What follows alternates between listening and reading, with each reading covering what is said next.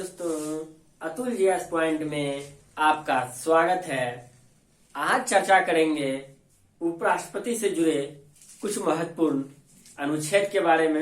यानी कि इस वीडियो में जो हम आपको बताएंगे वह उपराष्ट्रपति से जुड़ा हुआ टॉपिक, यानी कि उपराष्ट्रपति से कुछ जितना भी महत्वपूर्ण अनुच्छेद है उसके बारे में चर्चा करेंगे आज।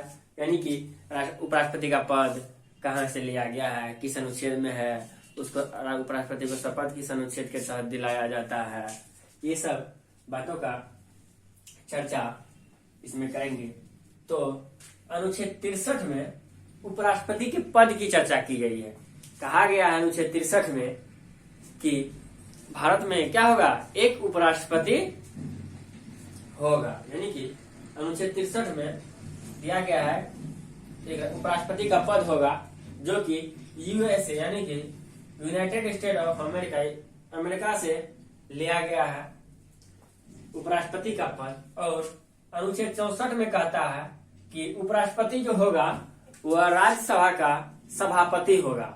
यानी कि उपराष्ट्रपति जो होगा वह राज्यसभा का सभापति होगा, लेकिन वह राज्यसभा का सदस्य नहीं होगा। यानी कि राज्यसभा का सभापति तो होगा लेकिन वह राज्यसभा का सदस्य नहीं होगा। लेकिन उपराष्ट्रपति को जो वेतन दिया जाता है वह राज्यसभा के सभापति के नाते दिया जाता है। ये नहीं कि वो उपराष्ट्रपति है, उपराष्ट्रपति का वेतन नहीं मिलता है, उसको राज्यसभा का सभापति के नाते क्या मिलता है, सभापति के बदले उसको वेतन दिया जाता है। अनुच्छेद 64 में कहा गया है राज्यसभा का क्या होगा, उपराष्ट्रपति सभापति होगा, लेकिन वह राज्यसभा का सदस्य नहीं होगा। और उसे वेतन जो दिया जाएगा वो सभापति यानी कि सभापति के नाते उसे वेतन जो दिया जाएगा वह सभापति के नाते उसे वेतन दिया जाएगा। और अनुच्छेद 65 में कहता है कि राष्ट्रपति की अनुपस्थिति में कार्यवाहक राष्ट्रपति का कार्य जो है उपराष्ट्रपति करेगा। मान लीजिए कि राष्ट्रपति बीमार पड़ गया, वो हॉस्पिटल में भर्ती है, वो काम करने लायक नहीं है, तब क्या होगा, तब यही उपराष्ट्रपति जो है कार्यवाहक राष्ट्रपति बन जाएगा और राष्ट्रपति का कार्य करेगा। और जब उसको वेतन जो मिलेगा वो राष्ट्रपति के बदले इतना वेतन मिलेगा। ये नहीं कि उपराष्ट्रपति को जितना वेतन मिलता है उतना वेतन नहीं मिलेगा, उससे ज्यादा, यानी राष्ट्रपति को जितना वेतन मिलता है उतना वेतन मिलेगा। और जो जितना भी कागज पे यानी कि जितना भी कानून पे वो अगर साइन कर देगा वो मान्य होगा। ऐसा नहीं जो उपराष्ट्रपति आएगा उसको हटा देगा कि हम नहीं थे, नहीं माना जाएगा, ऐसा नहीं होगा। यानी कि उपराष्ट्रपति राष्ट्रपति की अनुपस्थिति में जो कार्यवाहक राष्ट्रपति बनेगा वो जिस पे साइन करेगा वो सब क्या होगा, मान्य होगा।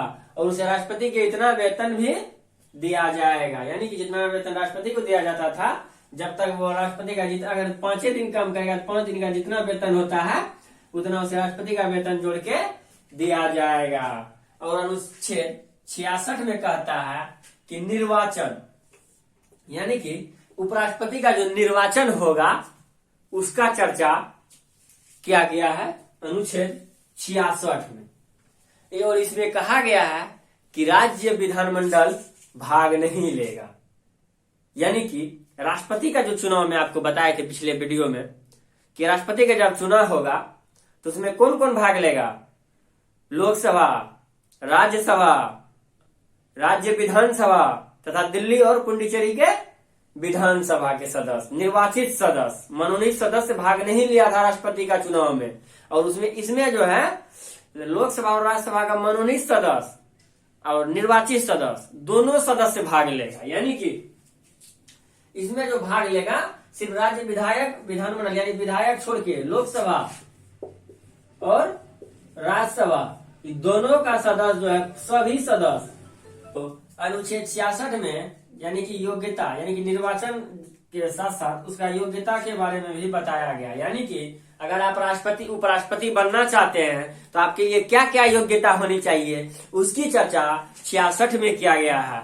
यानी कि भारत का नागरिक होना चाहिए, दिवालिया घोषित नहीं होना चाहिए, उसके पास 20 प्रस्तावक और 20 अनुमोदक यानी कि 20 गो संसद प्रस्तावक में और 20 गो संसद अनुमोदक में 40 गो का सपोर्ट होना चाहिए।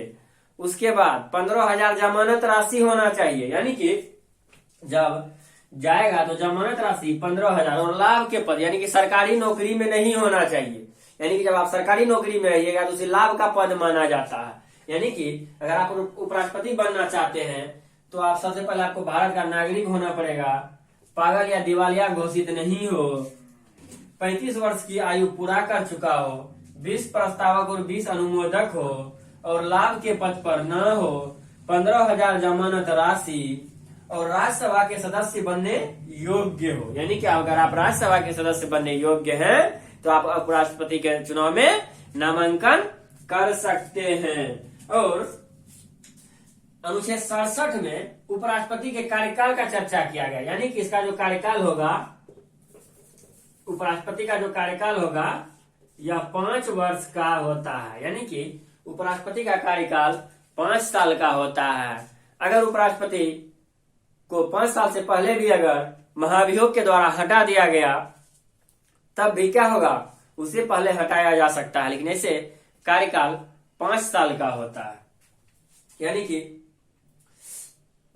अनुच्छेद 69 में शपथ का चर्चा किया गया है। यानी कि अनुच्छेद 67 में कार्यकाल के बारे में बताया गया है 5 वर्ष कार्यकाल होगा, और अनुच्छेद 69 में यानी कि शपथ, उपराष्ट्रपति को जो शपथ दिलाता है वह राष्ट्रपति दिलाता है। और अब आपको बताते हैं कि उपराष्ट्रपति पर महाभियोग कैसे लाया जाता है, ठीक ना।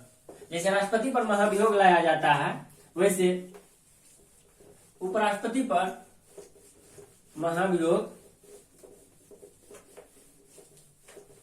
कैसे ला सकते हैं।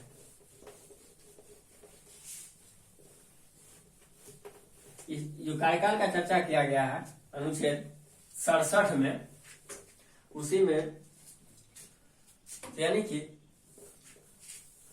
मान लीजिए कि ये जो है क्या है, संसद है, इसमें है ये क्या, लोकसभा, और ये है राज्यसभा।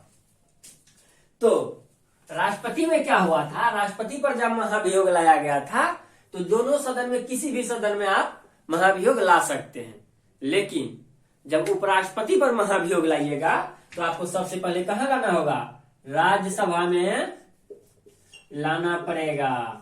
यानी कि इसमें लोकसभा में पहले नहीं ला सकते, और जब राज्यसभा इसको यानी कि 25% संसद इसे पहले यह कह देगा हाँ इसके लिए क्या है महाभियोग लाना है, तब 25% सहमति दे देगा, तब महाभियोग लाएगा, और इसे 2/3 बहुमत से यानी कि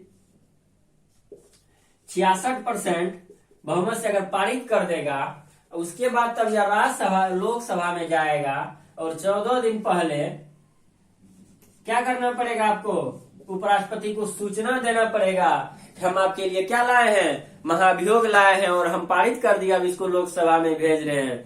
तब क्या करेगा उपराष्ट्रपति, अपना सफाई जाके लोकसभा में दे, या तो अपने से देगा या तो अपना वकील भेज के अपना सफाई दिलवा सकता है लोकसभा में।